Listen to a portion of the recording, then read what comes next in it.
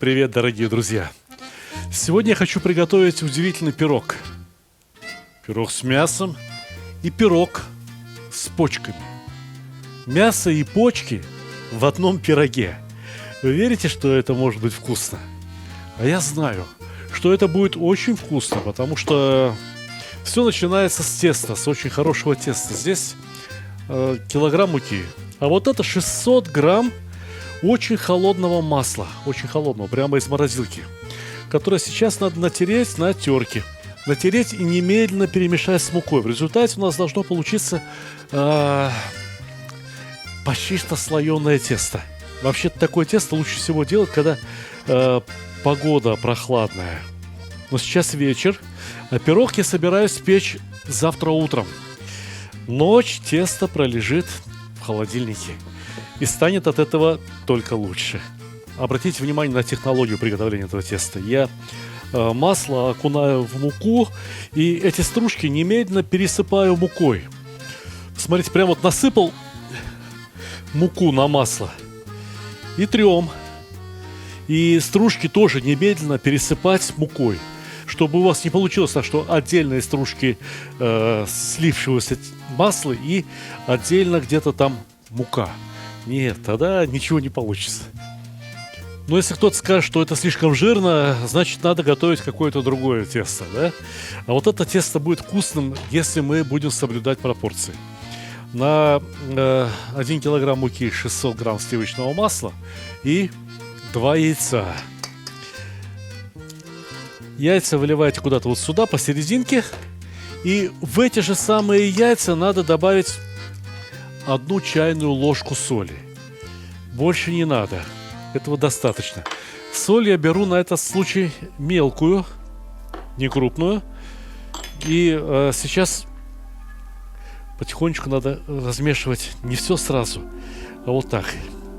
Замешивать частично это тесто. Теперь сюда подливаем воду. Вода ледяная, у меня здесь даже вот ледышки еще плавают, еще и не растаяли. Вода ледяная и примерно четверть стакана, а это 350 миллилитров. 350 миллилитров воды на 1 килограмм муки. И эта вода подкислена уксусом. Обычный уксус из бутылки, не знаю, купили столовый уксус там, какой угодно, он может быть яблочный, виноградный, лишь бы кислый был. Хотите, возьмите и используйте лимонный сок, тоже можно, если не хотите уксус. Но что-то кислое в этом тесте обязательно. Замешивать тесто желательно поскорее, и лучше, если ваша рука будет холодная. Подержите ее под холодной водой. Ни в коем случае не горячей рукой, понимаете, да? Потому что масло не должно растаять. Поэтому вода тоже должна быть ледяная. Потому что масло так и должно остаться внутри теста стружками. Тесто достаточно тугое, липкое. Постарайтесь просто собрать его в колобок, лишь бы, как я уже говорил, не растаяло масло внутри теста. Потому что иначе получится нечто совершенно другое. А вот так его надо убрать в целлофановый пакет и оставить, может быть, на ночь в холодильнике.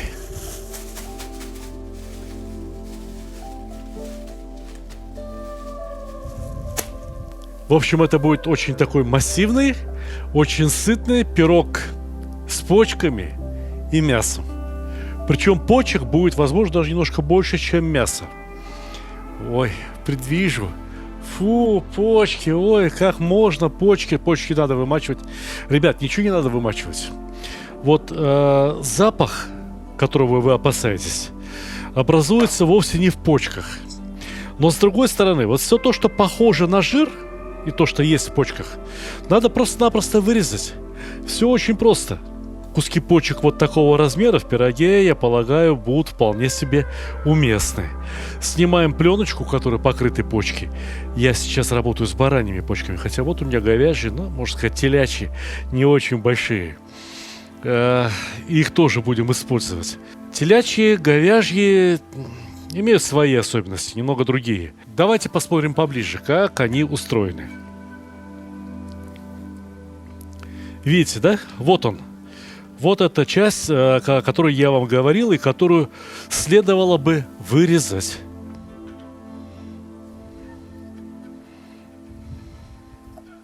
Все остальное в почках это очень вкусно, если правильно приготовить. Никакого вымачивания не потребуется, но если уж так сильно опасаетесь какого-то запаха, значит, вот как поступите. Пусть у вас рядом кипит вода. Опускайте почки в воду буквально на 1-2 минуты. Как только вода вновь закипела, почки можно доставать. Все, они обработаны, и ими можно начинять пирог. Все. Почки предварительно обработаны, их осталось только посолить, поперчить и давай в пирог. Никакого дурного запаха даже и намека не будет. Правда, сказать не было бы, даже если бы и не подваривали. Но это я специально для вас. Что будет в качестве начинки этого пирога? Мясо, хорошая баранина, почки, ну и немного лука. Нарежьте его, ну, таким, скажем, достаточно крупным кубиком.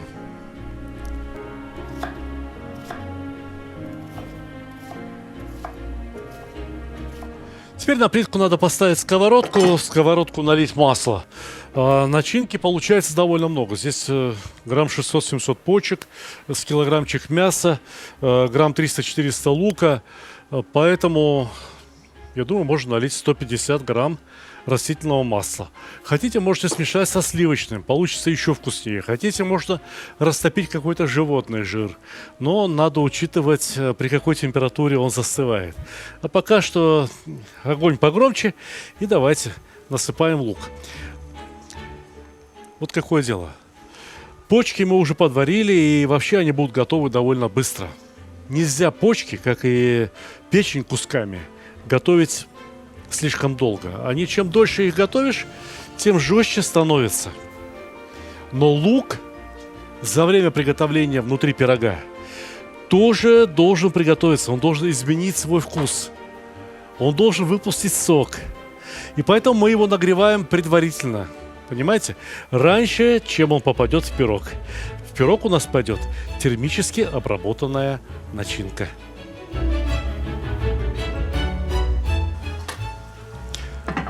Вот посмотрите на размер кусочков почек.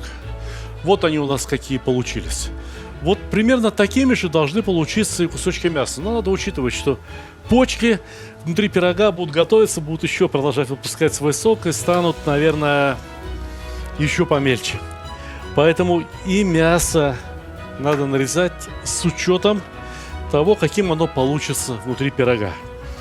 Думаю, вот так, примерно сантиметр 1,5 кубик. Это будет хорошо, это будет то, что надо.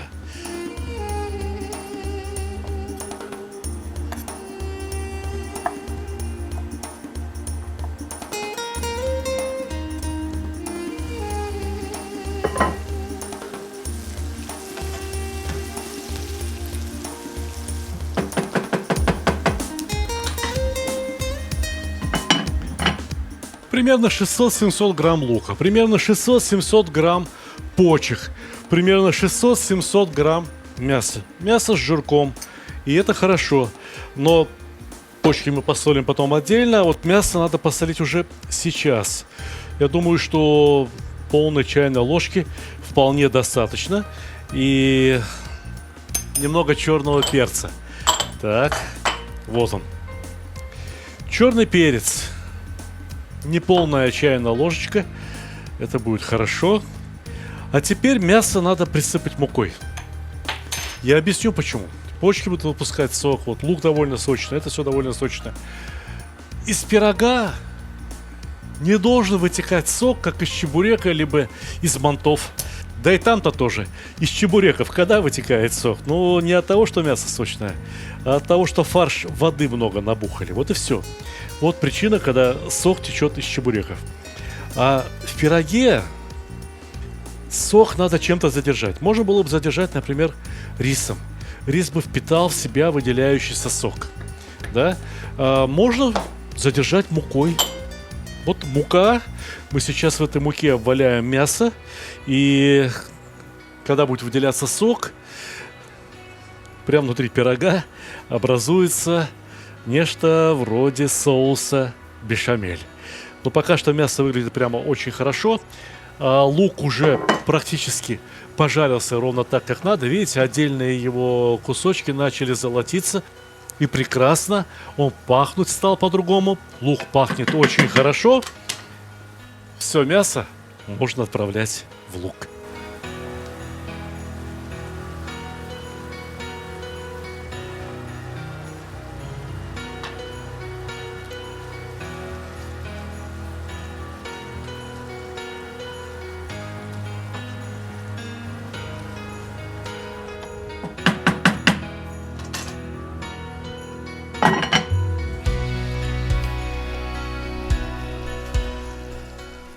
Ну вот, некоторые кусочки мяса уже даже начали и румяниться.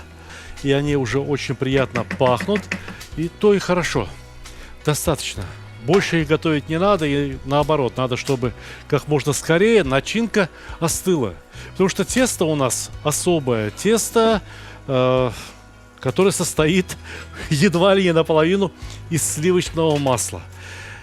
Такое тесто не удержало бы в себе слишком много соков, и такое тесто от горячей начинки просто сразу растает, порвется, получится совсем не то, что мы хотели, совсем не то, что мы ожидали.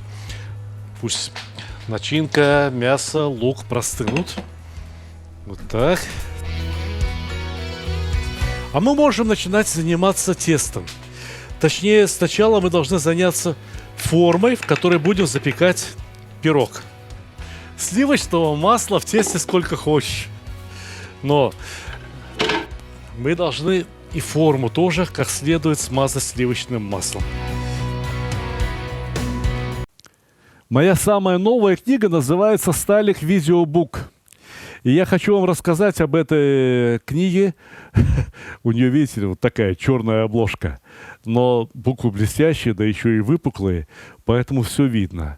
И, наверное, нет второй кулинарной книги с черной обложкой, да еще и на которой не нарисована никакая еда. Но эта книга вам очень понравится. Точнее, она уже вам очень нравится, потому что эта книга составлена по тем рецептам, которые были опубликованы в Ютубе и в других социальных сетях и собрали максимальное количество лайков, максимальное количество просмотров, максимальное количество новых подписчиков. Вот что такое эта книга. Здесь рассказано о массе самых популярных блюд. Хумус, холодец, не знаю, там цыплята табака, шурпа узбекская, каурма шурпа. Каурма басбаш такой есть, азербайджанский суп. Борщ, лагман. Одним словом, 75 рецептов. Из почти что 1000 блюд, которые я успел приготовить и опубликовать где-то в интернете. Гуляш, бешбармак, картофель фри. Как без картофеля фри? Стейки, самса, шашлык, плов. Но здесь все собрано не по алфавиту, не разделено на какие-то национальные кухни. Здесь все рассказано так, чтобы вы умели составить классное домашнее меню из самых популярных, самых лучших блюд. Вот, например, чебуреки. Любите чебуреки? Еще бы вы не любили. 12,5 миллионов просмотров на моем канале собрал рецепт чебуреков. Книга «Сталик Видеобук» никогда не продавалась ни в одном книжном магазине. Ни на каких маркетплейсах, ни в каких других интернет-магазинах, потому что эта книга изначально продавалась только в моем интернет-магазине и продается только в моем интернет-магазине stalik.ru. Если вы закажете эту книгу с автографом, пожалуйста, мы упаковываем все книги как следует. И если вы закажете несколько книг вот из этого набора, то, может быть, одну книгу получите вообще бесплатно. На сайте постоянно происходят какие-то акции, скидки. Одним словом, заходите на сайт stalik.ru, и мы поможем вам сделать правильный выбор. И будем вам очень, очень рады.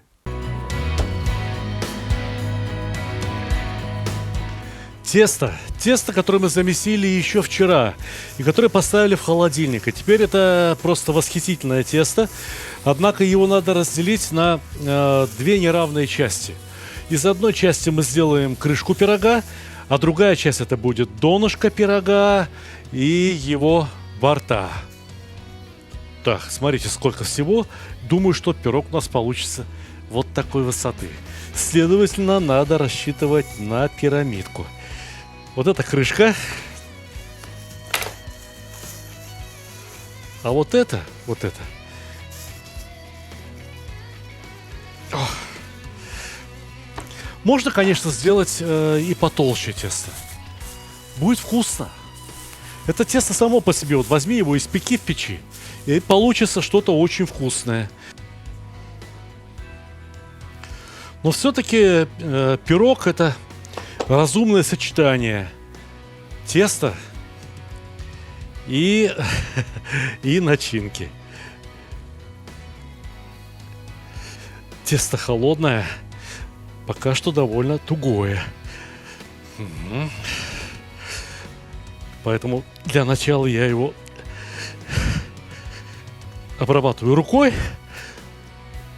Кстати, будет хорошо, если донышко у нас получится чуть потолще, а края чуть потоньше. Вы понимаете, да, почему? Ну, донышко, оно же должно держать там все в себе. Вот так. Давайте скалочку. Сполоснем ее мукой.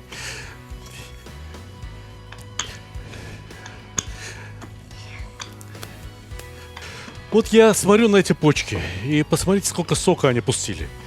Ну, такая сукровица, что-то розовое, да? Не кровь, но что-то розовое. Будут ли они еще пускать этот сок, эти самые почки, когда окажутся уже вот здесь, внутри пирога, будут нагреваться? Я не знаю. Очень может быть. Поэтому хочу предпринять определенные действия против этого.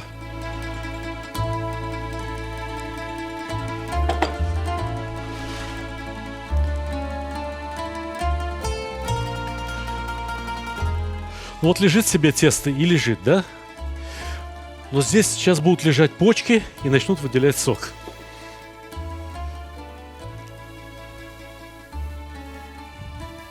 И все. И все. Пусть сок выделяется сколько захочет. Все будет хорошо. Все будет нормально. Сначала выкладываем слой почек. Еще и потому, что они ведь вышли из кастрюли пораньше, чем мясо с луком. И поэтому успели остыть получше. Не забыть посолить почки. Несоленые почки, да и вообще любые несоленые продукты, может быть, кроме яблока и арбуза. Да нет, попробуйте посолить арбуз. Это то же самое, как если посыпать сахаром помидор. Получается только вкуснее. Почки, соль, перец. Соль, перец,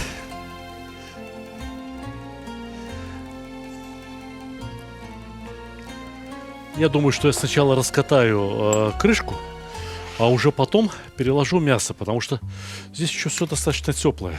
Но ничего страшного, у нас есть прослойка в виде почек.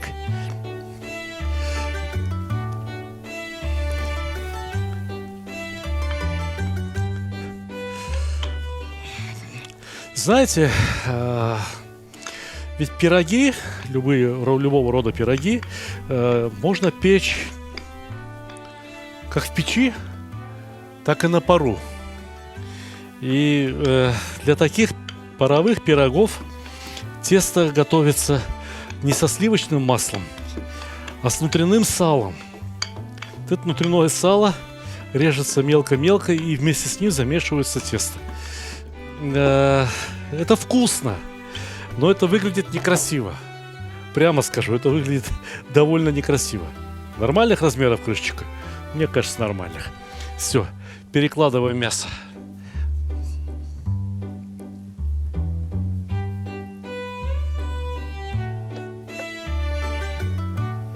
Знаете что? У меня вообще-то не было таких планов сначала. А сейчас я подумал, почему не положить сюда лавровый лист? Вот где-нибудь ближе к середине, чтобы его потом легко можно было найти. Да, пожалуй, что я попрошу сейчас, чтобы мне принесли 2-3 лавровых листика. И мы их уложим прямо в этот пирог. Будет ароматно. С почками готовят очень вкусный рассольник.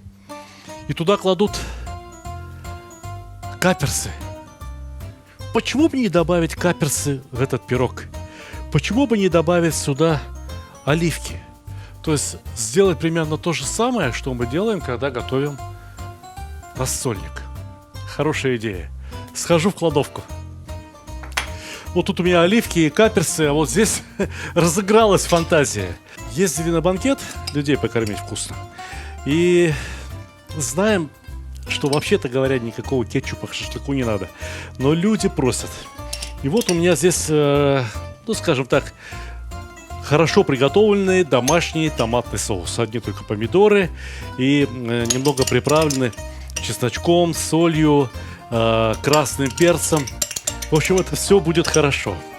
Уж коль скоро у нас здесь почки, уж коль скоро у нас здесь пошла такая тема про солянку, про лавровый лист, оливки и каперсы, то что-то томатное, что-то красненькое будет уместно. Понимаете, да, что сейчас происходит? Я импровизирую, готовлю такой пирог, по сути дела, в первый раз. Вычитал рецепт в одной хорошей старой книге. Но немедленно решил его изменить. А что? Вам можно, а мне нет? Я что не приготовлю? Мне пишут, только хорошо получилось. Мы креветки заменили картошкой, рукколу заменили лавровым листиком. Оливки, мелкие черные оливки, ну, вот так вот равномерно. Понимаете, оливки вот тоже с томатом-то сочетаются отлично. Вспомните пиццу. И почки отлично сочетаются с каперсами. Идите, посмотрите, как это красиво. Подойдите поближе.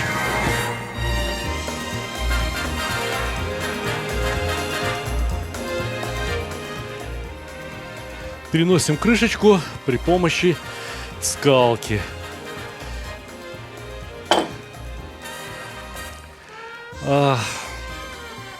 Тесто, вот это вот бортик. Здесь все очень просто. Защипляем через каждые 3-4 сантиметра. А крышечка пускай там остается под ним. Очень красивые пироги умеют печь в Татарстане.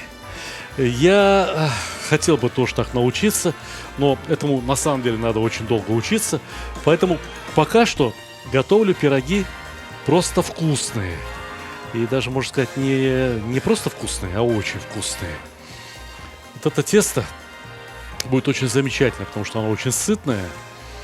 И для того, чтобы его сделать еще и красивым, мы сейчас его смажем разболтанным яичком. И этого будет вполне достаточно. Все ровненько. Вот и хорошо. Где моя кисточка? Где яйцо для смазки?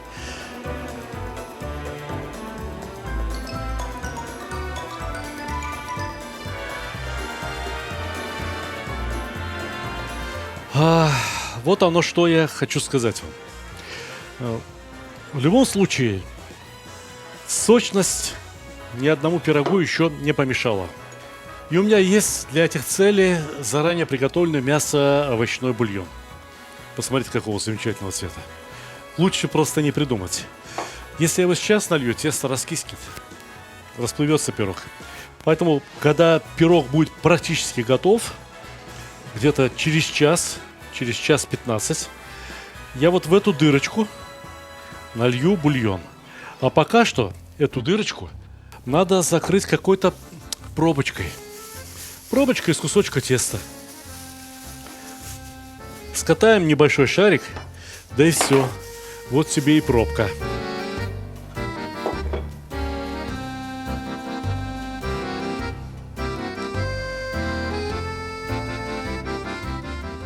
Вымазал его сливочным маслом, чтобы он не сильно-то прилип здесь к этому отверстию. Это пробочка. И что? Что мы забыли? Да ничего. Мы не забыли даже пожелать друг другу успеха.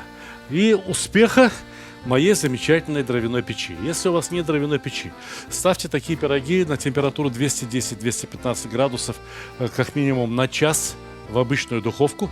Ну а я пошел ставить в дровяную печь.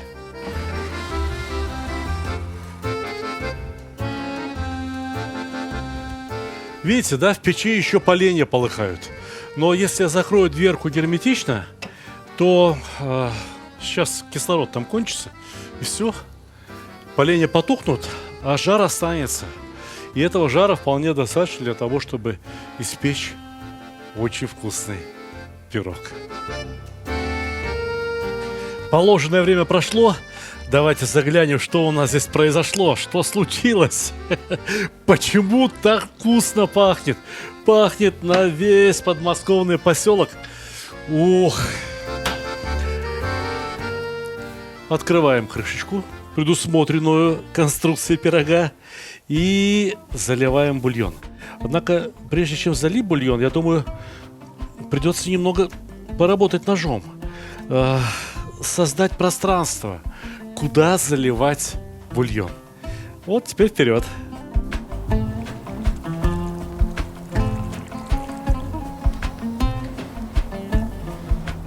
Подобного рода пироги очень популярны в Татарстане, но там непременным участником начинки является картофель. Говорят, когда-то раньше было пшено, а не картофель. Ну что же, с пшеном это тоже должно получиться очень вкусно. Но вот этот прием, как подливать бульон в пирог, я подсмотрел именно там, именно в Татарстане. И вообще, советую вам учиться не у ресторанных поваров, а у рецептов, которые составляют золотой фонд народной кухни. Потому что все эти рецепты отшлифованы, буквально отполированы руками тысяч людей, которые готовили эти блюда до нас с вами. Еще буквально на 5-10 минут для того, чтобы бульон пропитал мясо и всю прочую начинку. И вперед! Можно будет подавать. А вот подача таких пирогов – это дело особое.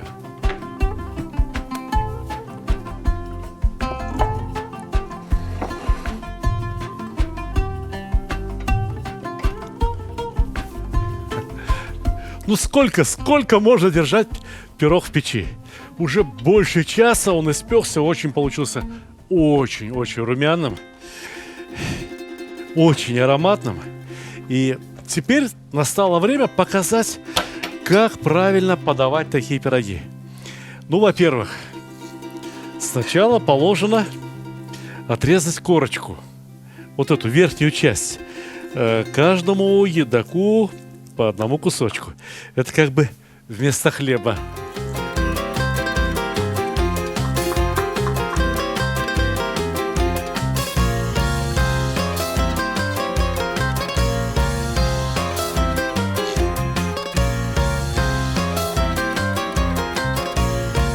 Ну а теперь я должен вам показать, что здесь образовалось внутри.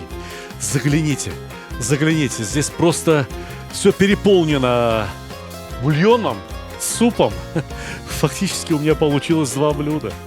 Тесто отдельно и какая-то такая очень уж роскошная солянка внутри. Тесто я хочу подать отдельно.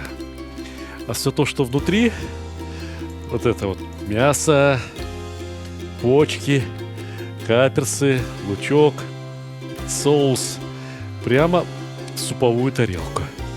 Потому что лучше этого ничего быть не может. Знаете, как только съедят все по кусочку, можно будет есть и донышко. Говорят, донышко – это самое вкусное.